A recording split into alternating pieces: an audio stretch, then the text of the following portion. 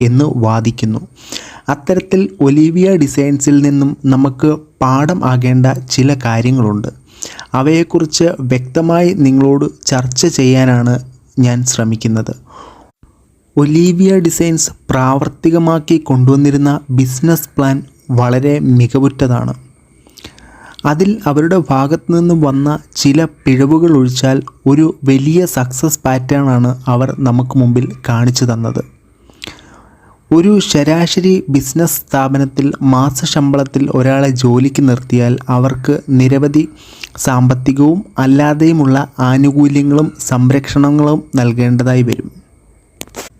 എന്നാൽ ഇവിടെയാണ് Olivia designs വേറിട്ട് നിൽക്കുന്നത്.